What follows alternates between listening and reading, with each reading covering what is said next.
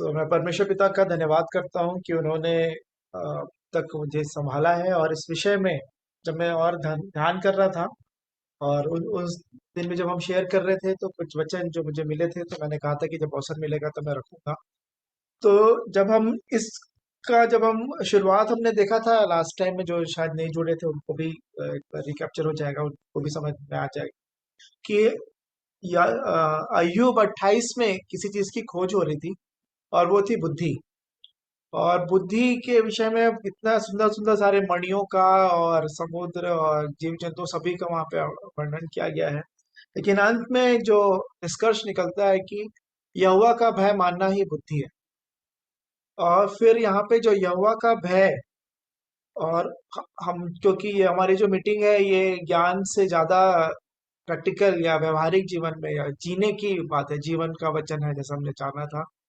जब हम जब इस मीटिंग में इसी को जुड़ते हैं कि हमारा जीवन में क्या बदलाव हो रहा है, या कैसे इसको हम लागू कर सकते हैं। और लागू करने का मतलब भी थोड़ा सा ऐसा बोलना गलत होगा कि हम अपनी चीज है उसमें हम कुछ लागू कर रहे हैं, तो इसका मतलब ऐसा हो जाता है। लेकिन जब प्रभु मुझे सिखा रहे हैं कि तुम अपने नहीं हो, है ना, रोमियो में जानते हो कि तुम दाम देकर मोल लिए गए हो, तो जब तक ये भावना नहीं आएगी कि अब मैं नहीं रहा, है ना, अब मसीह मुझ में जीवित है, जैसे पौलुस कहते हैं कि मैंने अब जब मैंने बपतिस्मा लिया और क्रूस के साथ, जैसे यीशु मसीह क्रूस पे चढ़ाए गए थे, यीशु क्रूस पे चढ़ाए गए थे, वैसे मैं भी चढ़ाया गया। अब मसीह मुझ में जीवित है, जो तीसरे दिन मुर्दों में से जी उठे, जो नया जीवन की सी चाल है। तो यहाँ पे तो फिर नया जीवन की सी जो चाल है वो फिर पूरा मसीह का जीवन है। और जब शेखर मामू भी जब इस बात को रख रहे थे कि एक व्यक्ति आत्मिक कैसे बनता है, तो उन्होंने कहा यीशु मसीह का अवतार जब किसी के अंदर हो जाता है, जब यीशु मसीह एक मनुष्य रूप ले लेते हैं किसी के अंदर, तभी वो व्यक्ति नया आत्मिक व्यक्ति है। वचन के लहू के द्वारा, वचन के द्वारा, लहू के द्वारा, है ना, फिर पवित्र आत्मा भी आ गया, तब फिर वो व्यक्ति अब बन गया आत्मिक व्यक्ति। तो फिर उसका, उस व्यक्ति का फिर कुछ नहीं रहा, वो यीशु ही है। जो जैसे रुपेश भाई भी बोलते हैं कि चेहरा हमारे जैसे ही है। आपका, मेरा चेहरा, आपका चेहरा जो है वो यीशु का चेहरा है ना, क्योंकि वही हमारा जीवन हो गया। अब हम, हमारा जीवन कुछ भी नहीं रहा। तो उस भय के विषय में जब मैं देख रहा था कि हर एक चीजों में हमारे जीवन के लिए, जैसे वो बच्चों के लिए भी जो गीत गाते हैं कि खबरदार छोटी आंख क्या देखती, तो छोटी आंख क्या बड़ी आंख के लिए भी है कि खबरदार बड़ी आंख क्या देखती है, खबरदार छोटे हाथ क्या करते, खबरदार बड़े हाथ क्या करते हैं, छोटे पाँव कहाँ जाते हैं, बड़े पाँव कहाँ जाते हैं, है ना। सब चीजें वचन में स्पष्ट तौर से लिखा है कि अ, तो वो खबरदार वाला जो जीवन है, और वो वैसे ही, तो वो भय में, भय के साथ, और वो भी जो भय है, जो सांसारिक भय, मतलब जो डर वाली जो बात है, उससे कहीं लाइक अलग है वो वाले उस भय से। ये जो वाला जो भय है वो भय को दूर करता है। मैं ये कहूंगा परमेश्वर का जो भय जब रहेगा, तो जब उसमें हम जीते हैं, तो फिर बाकी कोई भय फिर नहीं होता है। ये बहुत बड़ा ब्लैंकेट वो है, तो कई बार समझने में मुश्किल होती है। लेकिन यहाँ पे जब मैं इस वचनों को जब हम देख रहे थे, तो फिर हमने देखा था कि नीति वचन एक का साथ कहता है कि जो यहोवा का भय मानना है बुद्धि का मूल है, और मूढ़ लोग उसको ज्ञान बुद्धि समझ की बातों को तुच्छ जानते हैं। और फिर हमने देखा था भजन संहिता में 128 के 1 और 4 वचन में कि क्या क्या क्या आशीषें मिलती हैं जो यहोवा का जो भय मानता है उसके जीवन में क्या है। और फिर हमने देखा था नीति वचन 14 अध्याय के 2 वचन से, 16वें वचन से, 26वें वचन से, 27वें वचन से, नीति वचन 15 का 16, नीति वचन 15 के 33 से, नीति वचन 16 के 6 से, और फिर नीति वचन 19 का 23 से हमने इन बातों को देखा था। फिर हम जब हम देख रहे थे भजन संहिता 52 का 1 से 6 की, जब दुष्टों पे जब परमेश्वर पिता अपना क्रोध भड़काते हैं या उनको दंड देते हैं, तो इससे फिर जो है धर्मी लोगों को भय होता है। तो एक जो बात आज हमारे चर्च के मीटिंग, जो फेलोशिप ऑफ मैसेज जो आया, उसमें भी यही आया कि दूसरों की गलतियों से सीखना। एक तो होता है खुद व्यक्ति गलतियां करता है फिर सीखता है, लेकिन समझदार व्यक्ति वो है कि जैसे दूसरे की गलती से भी देख के वो सीख जाए कि ये नहीं करना है। जरूरी नहीं कि हर काम को आपको भी वो गलती करना है, फिर आपको फिर आपको सीख मिलेगी। तो यहाँ पे जब हम देख रहे थे वचन संहिता 52 का 1 से 6, तो आइए हम वचनों को पढ़ेंगे, वहां से आगे पढ़ेंगे। फिर हम देखे थे भजन संहिता 53 का 1 से 5 भी देख रहे थे। तो पढ़ लेंगे, 52 से शुरू करेंगे, भजन संहिता उसका 52 अध्याय और उसका 1 से लेके 6 वचन तक मैं पढ़ लूंगा। हे वीर, तू बुराई करने पर क्यों घमंड करता है? एक जो है बुराई करने से घमंड कर रहा है। ईश्वर की करुणा तो अनंत है ना? प्रभु दया करुणा बनाए हुए हैं, तब भी वो जो दुष्ट है वो दुष्टता करते ही जा रहा है। तेरी जीभ केवल दुष्टता करती है, सांत धरे हुए उस तरह के समान वह छल का काम करती है। तो भलाई से बढ़कर बुराई में और धर्म की बात से बढ़कर झूठ से प्रीति रखता है। हे छली जीभ, तू सब विनाश करने वाली बातों से प्रसन्न रहती है। निश्चय ईश्वर तुझे सदा के लिए नष्ट कर देगा। वह तुझे पकड़कर तेरे डेरे से निकाल देगा और जीवतों के लोग से तुझे उखाड़ डालेगा। तो यहाँ पे बहुत सारी बातें लिखी हैं, लेकिन 6वां वचन कहता है, तब धर्मी लोग इस घटना को देखकर डर जाएंगे। है ना? यहाँ पे धर्मी लोग जब ऐसा देखेंगे तब उससे बात से डरेंगे। जरूरी नहीं है कि आपको नुकसान उठाएं के ही आपको सीखना है। आपको जो बातें सिखाई जा रही है हमको, है ना, बच्चे लोगों को कितना भी मना करो, है ना, शायद मुझे लगता है सबके सबको इलेक्ट्रिक शॉक लगा होगा हम लोग के लाइफ। बिजली का झटका किसको नहीं लगा है? कोई है यहाँ पे?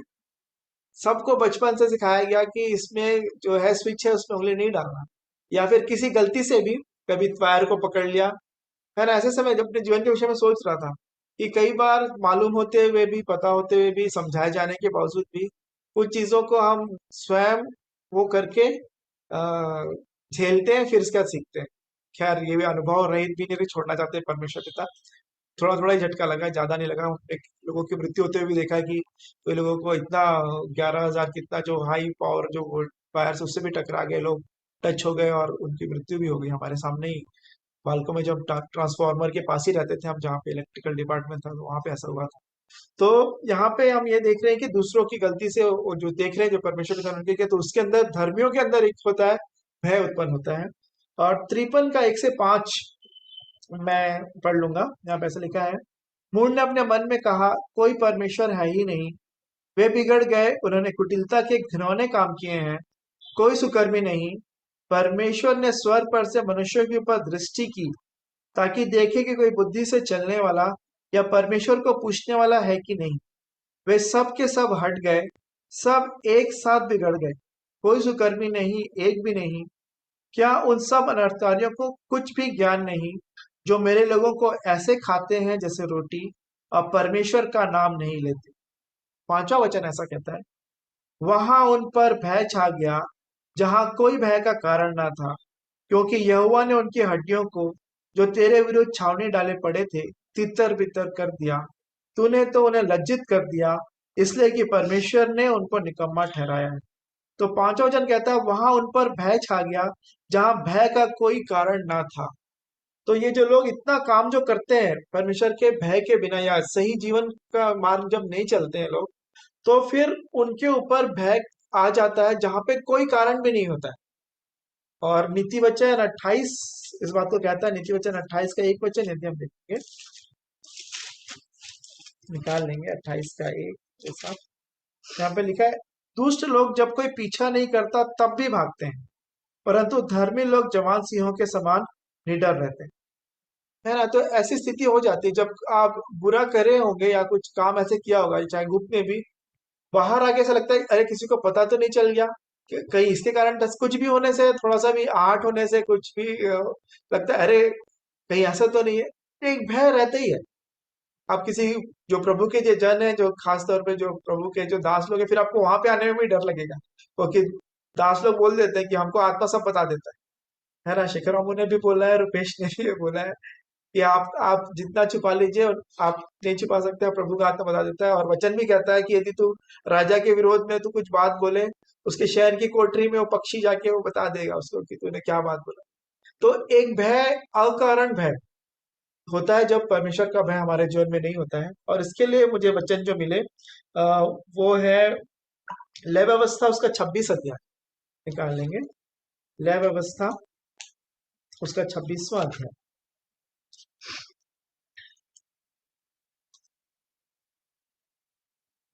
और उसका 17 वचन। यदि और किसी को मिलेगा तो आप पढ़ सकते हैं।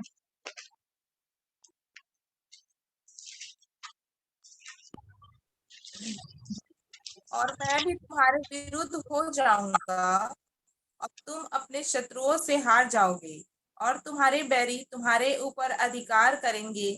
और जब कोई तुमको खदेड़ता भी न होगा तब भी तुम भागोगे। है ना, यहाँ पे वचन स्पष्ट कह रहा है कि ऐसा परमेश्वर पिता ने कहा है कि वो वैसा करेंगे, और जब वो हमारे विरुद्ध हो जाएंगे तब ऐसी स्थिति आती है। और इसका 37वां वचन भी पढ़ लेंगे, 26 का 37।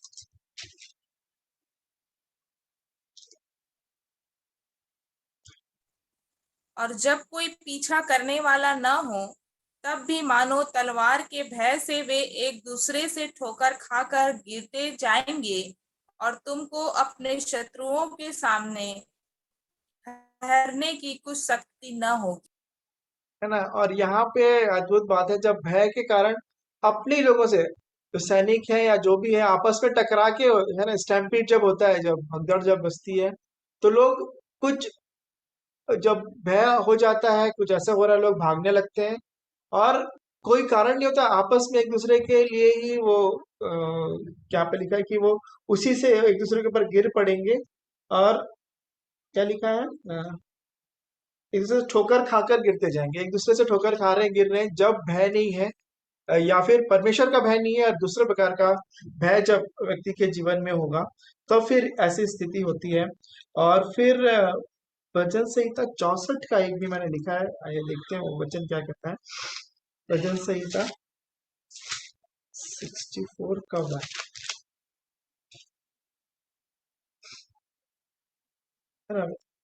64 का एक कहता है, हे परमेश्वर, जब मैं तेरी दोहाई दूं तब मेरी सुन। शत्रु के उपजाए हुए भय से, सॉरी, शत्रु के उपजाए हुए भय के समय मेरे प्राण की रक्षा कर। तो यहाँ पे एक और भय है। एक तो परमेश्वर पिता उनके जो है भय लेकर आए, क्योंकि उनके विरोध में वो जा रहे हैं, और यहाँ पे है शत्रु के उपजाए हुए भय। जो शत्रु है, हमारा शत्रु हम सब जानते हैं, मांस और लहू कोई भी हमारा शत्रु नहीं है। जो आज हमने वचन पढ़ा बाइबल स्टडी में कि जो तुम्हारे बैरी हैं उनसे प्रेम रखो, उनके लिए प्रार्थना करो, जो सताते हैं उनके लिए। तो मनुष्य कोई हमारा शत्रु नहीं है, इस बात को हम जान लें। और शत्रु है शैतान, दुष्ट शैतान, अंधकार के शक्तियां, अंधकार के हाकिम, और वो सब हैं जो हमारे शत्रु हैं। तो यहाँ पे लिखा उसके उपजाए हुए भय से, है ना, के समय मेरे प्राण की रक्षा कर। और फिर आ गया हमारा प्रार्थना का विषय। तो यहाँ पे मैं वही देख रहा था कि जब हम प्रार्थना के विषय में सीख रहे हैं, और भय भी जो है प्रार्थना से कैसे संबंधित है। तो यहाँ पे जब मैं दोहाई दूं तब तू मेरी सुन, शत्रु के उपजाए हुए भय से मेरे प्राण की रक्षा कर। और इसी बात को जब मैं देख रहा था कि हमारा जो सबसे बड़ा शत्रु कौन है, हम सब जानते हैं, सबसे बड़ा शत्रु है मृत्यु, है ना। तो सबसे लास्ट में जिसको अंत किया जाएगा, ऐसा वचन कहता है, आप इब्रानियों में पढ़ेंगे। तो इब्रानियों 2 का 14, जो हमारे जीवन में, एक मनुष्य के जीवन में जो सबसे बड़ा जो उनको जो भय होता है, जो जीवन भर इस भय में पड़े रहते हैं। इब्रानियों 2 अध्याय उसका 14वां वचन हम देखेंगे। इसमें लिखा है, इसलिए जबकि लड़के मांस और लहू के भागी हैं, तो वह आप भी उनके समान उनका सहभागी हो गया, ताकि मृत्यु के द्वारा उसे, जिसे मृत्यु पर शक्ति मिली थी, अर्थात शैतान को निकम्मा कर दे। 15वां वचन, और जितने मृत्यु के भय के मारे जीवन भर दासत्व में फंसे थे, उन्हें छुड़ा ले। तो यहाँ पे शत्रु के द्वारा उपजाया हुआ भय, और यहाँ पे मृत्यु का भय। तो एक ऐसा है, जो प्रभु के भय में हम नहीं रहेंगे तो ये सारे भय की बहुत ज्यादा संभावना है। और उन, जो मृत्यु का जो दासत्व, और सच में, और एक बहुत बड़ा हमारे जीवन के लिए चेक पॉइंट है, जांचने की बात है, क्या आपके और मेरे जीवन में मृत्यु का भय है कि नहीं। अभी हमारी कोई कहे कि मृत्यु का समय है, मैं वो हिजकिय्याह राजा के विषय में सोचता हूँ। उसको परमेश्वर ने बता दिया था कि अब तेरा समय आ गया है, तू ऐसे रोगी हो गया, अब तू मर जाएगा। उसको इतना ज्यादा अपने जीवन से प्रेम था, और उसने पूरी बातें गिरा दी। वो मेरे को फरीसी के समान वो लगा हो कि मैंने आपको ऐसे किया, वैसे किया, प्रभु मुझे इसके बदले में आप दे दीजिए जीवन। है ना। और यशायाह बोल के वापस जा ही रहे थे कि फिर वापस परमेश्वर ने भेजा कि वो तो ऐसा हो गया, इसको दे देता हूँ मैं 15 साल। लेकिन वो 15 साल फायदे के थे कि नुकसान के थे, मैं मेरा जो दृष्टिकोण से मैं देख रहा हूँ, उन्हें बाबुल के लोगों को बुलाया, मंदिर का सारा सामान दिखाया, और परमेश्वर पिता ने बोला तू जो जो जो चीजें दिखाया उनमें से एक भी चीज नहीं बचेगी, सब बाबुल जाएगी। मैं उसको इस रीति से देखता हूँ, खास तौर पे शारीरिक मृत्यु का जो भय है, या इस जीवन के लिए, क्योंकि पौलुस की गवाही तो दूसरी है। बोलते मैं तो चाहता हूँ कि कूच करके प्रभु आपके पास आ जाऊं, है ना, मेरे लिए जीना मसीह और मर जाना लाभ है। तो क्या, और फिर जब पृथ्वी पर का डेरा खरीद सरी का घर गिराया जाएगा तो फिर हमको अनंत और महिमा में वो अविनाशी देह मिलेगी। वो वैसे पौलुस इन बातों को करते हैं, पतरस भी इस बात को कहते हैं कि परदेशी यात्री के समान जीवन बिताओ, क्योंकि स्वदेश जो स्थिर नहीं वाला नगर है वो तो आगे है ना। सब बातें तब तो कर, यहाँ सब गलने वाली है। तो क्या वो मृत्यु का भय तो नहीं है। और ये एक बहुत अच्छा हमारे जीवन में पहचान की बात है, क्योंकि या तो हमारी मृत्यु होगी या फिर प्रभु यीशु मसीह का दूसरा आगमन हो जाएगा। तो यदि दूसरे आगमन की जब बात होती है, तो फिर क्या उसके लिए वो तैयारी है कि नहीं, या फिर हम हमारे लिए उससे डर तो नहीं लगता कि प्रभु यीशु मसीह का आगमन अभी हो जाएगा, कोई बोलेगा तो फिर क्या स्थिति रहेगी हमारी। हाँ हाँ, प्रभु थोड़ा सा 5 मिनट तैयार होने का टाइम, या फिर जो भी है। क्योंकि आज ही जब मैं इस वचन को पढ़ रहा था, जो कि पाया जाता है दूसरा पत्रस में, दूसरा पत्रस 3 अध्याय और उसका 11 वचन से आगे, जबकि ये सब वस्तुएं इस रीति से पिघलने वाली हैं, तो तुम्हें पवित्र चाल चलन और भक्ति में कैसे मनुष्य होना चाहिए। अब परमेश्वर की उस दिन की बाट किस रीति से जोना चाहिए, और उसके जल लाने के लिए कैसा यत्न करना चाहिए। तो यहाँ पे मैं रुक गया, उसके जल लाने के लिए यत्न करना। मुझे नहीं पता हम में से कितने लोग, मैं अपने बारे में भी मैं सोच रहा हूँ, उस उनके जल लाने के लिए यत्न करो, प्रभु आप जल्दी आइए, क्योंकि आप हम उसमें देखते हैं प्रकाशित वाक्य में अंतिम में कि आत्मा तो कहती है और दुल्हन भी कहती है कि आ, प्रभु यीशु मसीह आइए, है ना, वो जल्दी आपका आगमन हो। यहाँ पे भी पतरस भी यही कह रहे हैं कि आपके आगमन के लिए हम कैसे बाट जो होना चाहिए उसका इंतजार कर रहे हैं, और यत्न कर रहे हैं कि प्रभु जल्दी आ जाए, है ना। मुझे नहीं मालूम कितने लोग प्रार्थना करते हैं ऐसे कि आप जल्दी आइए। मैं प्रार्थना तो प्रभु यदि आप आ गए तो मैं आपके लिए, आपके साथ जाने के लिए तैयार पाया जाऊं। मेरी ऐसी प्रार्थना थी रात्रि के समय, यदि आप आ गए तो। लेकिन यहाँ पे उसके आने, तो वो वाला भय वाली जो बात है, यहाँ पे मैंने इस बात को सीखा। और जैसा फिर हमने लास्ट टाइम देखा था भजन संहिता 34 से, कि हम जब प्रार्थना के विषय में देख रहे हैं तो कैसे उससे ये संबंधित बात है। भजन संहिता 34, और यहाँ पे ऐसा लिखा है कि चौथा वचन, मैं यहोवा के पास गया, तब उसने मेरी सुन ली और मुझे पूरी रीति से निर्भय किया। जिन्होंने उसकी ओर दृष्टि की उन्होंने ज्योति पाई, और उनका मुंह कभी काला ना होने पाया।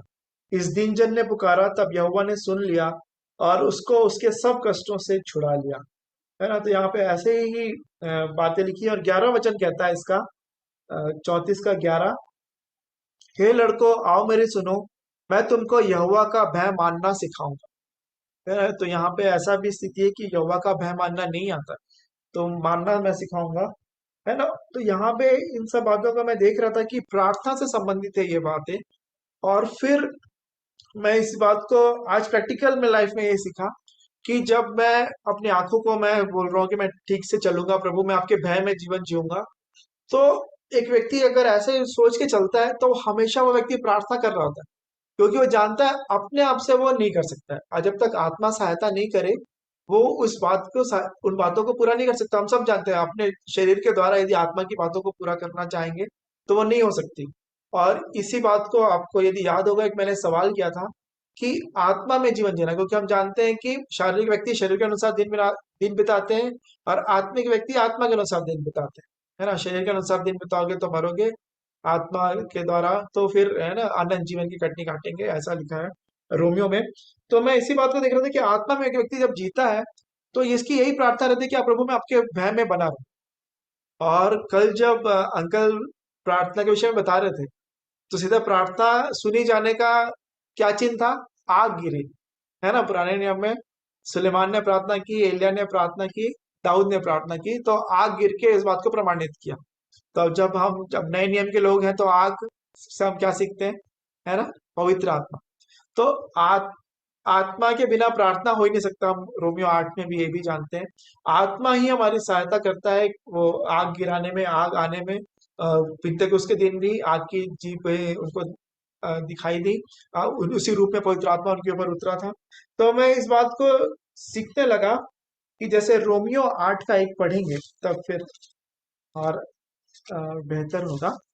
रोमियो उसका 8वां अध्याय।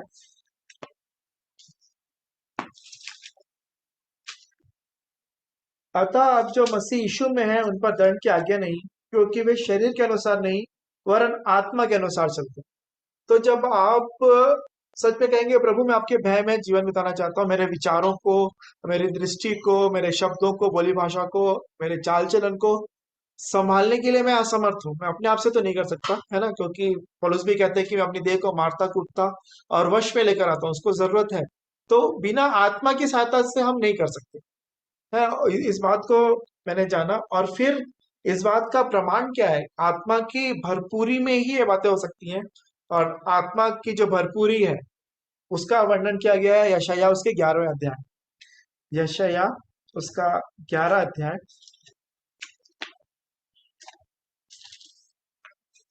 उसका 1 वचन, यशायाह 11 का 1, जहाँ पे ऐसा लिखा है, तब ईशे के ठूंठ में से एक डाली फूट निकलेगी और उसकी जड़ में से एक शाखा निकलकर फलवंत होगी।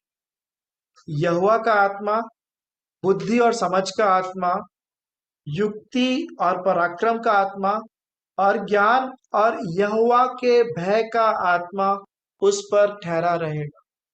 तो जो पवित्र आत्मा की जो भरपूरी है, पवित्र आत्मा जो है ना, इन बातों में देख रहे हैं हम पवित्र आत्मा क्या क्या है।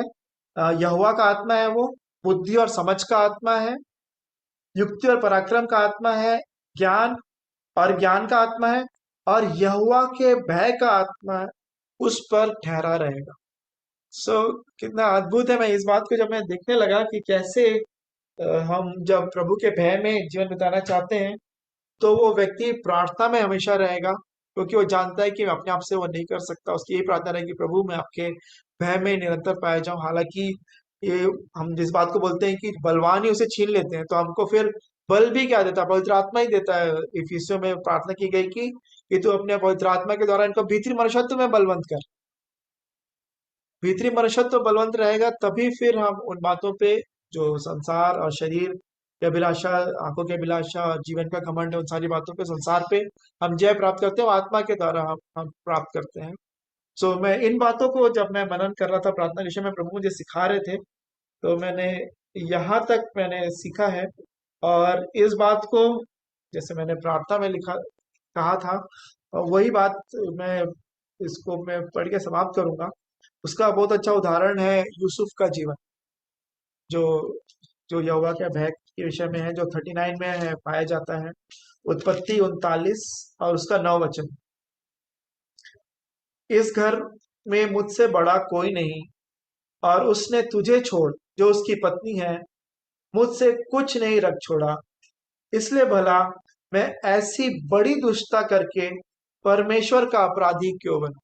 वो तो अपराध करता तो पोतीपर के विरोध में करता या उसकी पत्नी के विरोध में करता या जो भी था, लेकिन वो परमेश्वर के विरोध में करूं, वो क्यों बोल रहे हैं, मैं परमेश्वर का अपराधी क्यों बनूं। क्योंकि जो कोई भी हम पाप करते हैं वो हम परमेश्वर पिता के विरोध में ही करते हैं। हम सोचते हैं कि किसी मनुष्य ने हमारे साथ बुरा किया था, उसको बुरा करके हम बराबर कर लेंगे हिसाब। वैसे हिसाब कभी बराबर नहीं होता। उस व्यक्ति का भी अपराध बनाया था, आप भी परमेश्वर पिता की दृष्टि में आप अपराधी हो गए। जब आप उसको क्षमा करेंगे, उनपे भूखे हैं तो रोटी खिलाएंगे, प्यासे हैं तो पानी पिलाएंगे, तो उनके ऊपर फिर आप है ना, आग के अंगारे उनके ऊपर रखेंगे और फिर प्रभु से निपटेंगे। लेकिन तो यही बात है कि जो कुछ भी हम कर रहे हैं प्रभु के दृष्टि में क्या वो ठीक है कि नहीं, ग्रहण योग्य है कि नहीं, ये बात देखना जरूरी है। क्योंकि भजन संहिता 51 में भी दाऊद की जो प्रार्थना थी वो भी यही थी। 51 में 4वां वचन कहता है, मैंने केवल तेरे ही विरुद्ध पाप किया और जो तेरे दृष्टि में बुरा है वही किया है ना। उन्होंने कहा जो मैंने पाप किया है उरिया के विरोध में, उसके पत्नी के विरोध में, वो नहीं, लेकिन मैं परमेश्वर पिता, मैंने आप ही के विरोध में पाप किया। सो अगर ये भावना रहेगी कि हम किसी मनुष्य के लिए नहीं, परमेश्वर पिता के विरोध में हम जाते हैं, तो फिर ये भय जो है हमको, वचन हमने नीति वचन में बहुत सारी बातों को देखा, आंटी ने भी, बेला आंटी ने बहुत सारे बहुत अच्छे वचनों को वचन से चुन चुन कर उन जहाँ पे भय लिखा है कि जो जिसमें यहोवा का भय है, वो बुराई करने से बच जाता है ना। हम हमारे बचाव जो है वो भय से ही होता है, प्रभु का भय में हम उन बातों से हम बच जाते हैं। सो मैं परमेश्वर पिता का धन्यवाद देता हूँ इन बातों को उन्होंने मुझे सिखाया। और एक वचन शायद वचन से 139 कि एक जो वचन है, आप मेरी सहायता करेंगे, जहाँ पे लिखा है कि अ, मेरी चाल चलन और है ना, मेरा हृदय का ध्यान, मेरा चाल चलन परमेश्वर पिता आपके सामने ग्रहण योग्य हो। ये जो बात लिखी है, सो प्रभु सहायता करे कि हर एक बातों में हम प्रभु को उपस्थित जानकर, है मेरे को, मुझे ऐसे सिखाया गया था बचपन में कि परमेश्वर पिता वहां पे उपस्थित हैं, तो क्या उनके सामने आप ऐसा काम करेंगे? क्लास टीचर जैसे क्लास में आते हैं, बहुत हल्ला हो रहा होता है, टीचर के खड़े होने से पूरी क्लास शांत हो जाती है ना। कोई कोई व्यक्ति आता है तो हम जैसे आड़े तिरछे बैठे रहते हैं, जैसे कोई आता है तो फिर हम सीधे होके बैठ जाते हैं। एक जो आदर है और परमेश्वर पिता का भय मानने के लिए, क्योंकि जो मैंने इस बात को पढ़ा पत्रस में, पहला पत्रस दूसरा अध्याय में, वहां पे भय जो लिखा है डरो का नीचे अर्थ लिखा है आदर, है ना। आदर के साथ क्या उनका आदर है, उनका भय है हमारे जीवन में।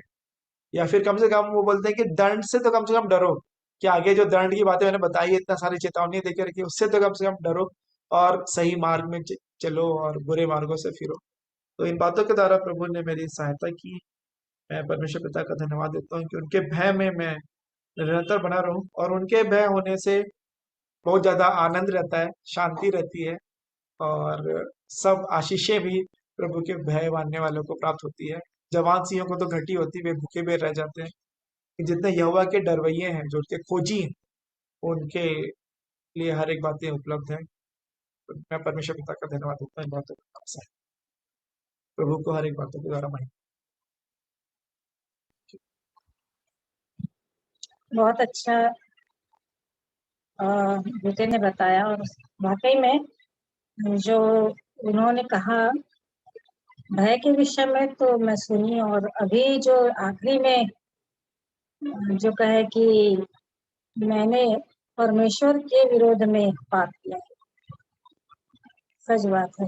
मतलब उरिया पत्नी के लिए वो करा या उरिया को मरवा दिया, ये बात तो अलग ही मनुष्य के साथ है, लेकिन इनडायरेक्टली तो परमेश्वर के साथ हो गया। सही बात। जिस प्रकार से निर्गमन 16 में भी है कि हम लोग कुड़कुड़ाते हैं तो परमेश्वर, यहोवा परमेश्वर बोलते हैं कि तुम्हारा कुड़कुड़ाना ये हारून और मूसा पे नहीं, वो मेरे ऊपर कुड़कुड़ा रहे हैं। यही कंडीशन। प्रभु का धन्यवाद देती हूँ कि वाकई में प्रभु के भय को समझने में और हम सब की सहायता होने पाए। और जिस प्रकार से 53 ने कहा कि परमेश्वर का भय नहीं, वैसे ही 50 में भी है।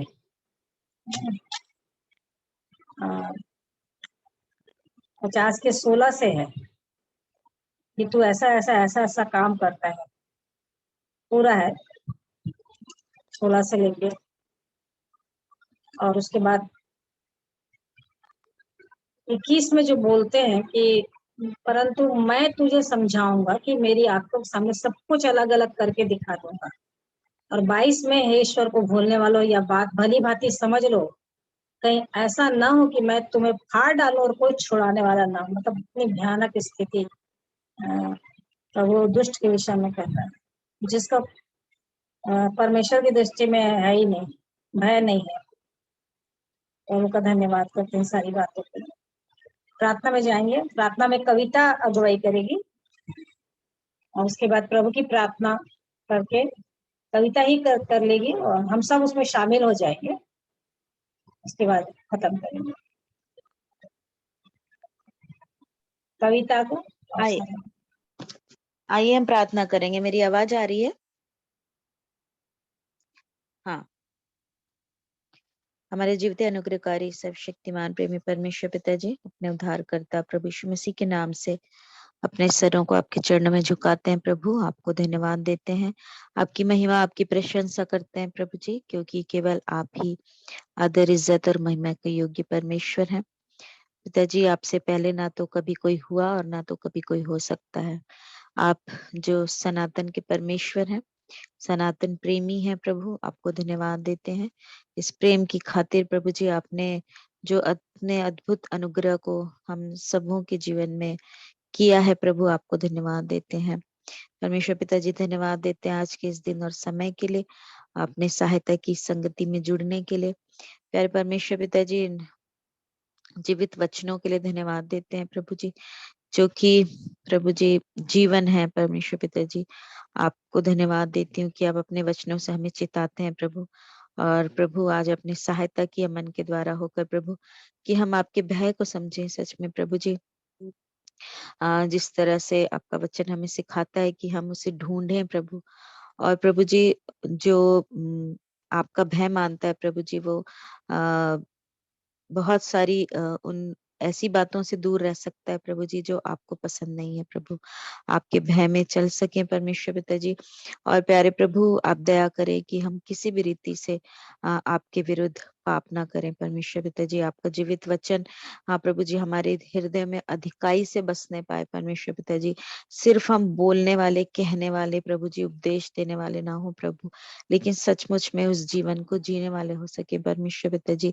जिस तरह से आपका वचन हमेशा जो मुझे चिताता है प्रभु जी, की वचन पर चलने वाले बनो, केवल सुनने वाले नहीं जो अपने आप को धोखा देते हैं। ये प्यारे परमेश्वर पिताजी, आपसे यही विनती और प्रार्थना है परमेश्वर पिताजी, आप दया करें कि कोई भी अनर्थ बात प्रभु जी हम पर प्रभुता ना करने पाए प्रभु। हम अपने मन में अनर्थ बात ना सोचें प्रभु, ताकि हमारी प्रार्थनाएं आपको ग्रहण योग्य हो सके। प्यारे प्रभु, आप दया कीजिए, आप मनों को जांचने वाले परमेश्वर हैं प्रभु। हे परमेश्वर पिताजी, आप सहायता करें कि आपके भय में प्रभु जी प्रतिपल प्रति क्षण चल सके प्रभु। हमारे मुंह के वचन, हमारे हृदय का ध्यान आपको ग्रहण योग्य हो पाए प्रभु। हाँ प्रभु जी, हम मनुष्यों को दिखाने के लिए नहीं, परंतु प्रभु, हाँ प्रभु जी, आप के भय में अपने जीवन को व्यतीत कर सकें प्रभु जी, आप ऐसी दया करें। मैं अपने जीवन को आपके चरणों में समर्पण करती हूँ प्रभु जी। हर एक वो बातें प्रभु जी जो न आपकी इच्छा के बाहर अब भी मेरे जीवन में है प्रभु, अब से यही विनती और प्रार्थना है प्रभु, आप मेरी सहायता करें, उन बातों को मुझ पर प्रकट करें प्रभु। शक्ति और सामर्थ्य आपका पवित्र आत्मा जो हमारी अगुवाई करते हैं प्रभु जी, उसके द्वारा से प्रभु जी मैं उस जय को प्राप्त कर सकूं प्रभु जी। हमें से प्रत्येक भाई बहन जो जुड़े हुए हैं प्रभु जी, जिन भी कानों तक आपका जीवित वचन पहुंचता है प्रभु, दया करें प्रभु, ये वचन हमारे हृदयों में बसे प्रभु। आप ऐसी दया करें प्रभु, सहायता करें कि हम सच में आपके भय में चल सके प्रभु जी, गुप्त धन के समान उसकी खोज में लगे रह सके प्रभु। आप ऐसी दया करें प्रभु जी, बुद्धि और समझ जो आपने सिखाया प्रभु जी, आपसे यही विनती प्रार्थना है प्रभु जी। आपके साथ चलने में, आपकी उपस्थिति में रहने में प्रभु, उस आनंद को, उस सुकून को, उस शांति को प्रभु जी हम अपने जीवन में प्राप्त कर सकें। हे प्रभु, आप सहायता करें, दया करें प्रभु। आपको धन्यवाद देती हूँ कि आज आपने फिर से अगुवाई की प्रभु, अपने वचनों के द्वारा सिताया है प्रभु। सचमुच में प्रभु, आपके भय में चलने में सहायता कीजिए प्रभु, आप ऐसी सहायता करें प्रभु। धन्यवाद देती हूँ आपके जीवित वचन के लिए प्रभु जी, जो हमें चिताते हैं, जो हमारे मार्ग के लिए दीपक और पथ के लिए उजियाला है प्रभु। हाँ प्रभु जी, दया करें प्रभु, ये वचन हमारे हृदय में अधिकाई से बसे प्रभु, और हम किसी भी रीति से आपके विरुद्ध पाप ना करें प्यारे प्रभु। आप दया करें प्रभु जी, आपके साथ रहने के उस अनुग्रह को प्रदान करें प्रभु, शांति को प्रदान करें प्रभु जी, जो कि सबसे बढ़कर है प्रभु। आपसे यही विनती प्रार्थना है प्रभु। इस रात्रि के समय को आपके हाथ में सौंपते हैं। आप प्रभु जी, हर पल हर क्षण हम आप में बने पाए जाएं, आप ऐसी दया करें प्रभु। धन्यवाद देती हूँ प्रभु जी सारी आशीषों के लिए, सारा आदर, सारी महिमा, सारा गौरव, सारा जलाल केवल और केवल आपको देती हूँ प्रभु जी। और बड़े धन्यवाद के साथ इस विनती को अपने मुक्तिदाता पवित्र प्रभु यीशु मसीह के नाम से मांगती हूँ, दया करके सुन के ग्रहण कर लीजिए। आमीन।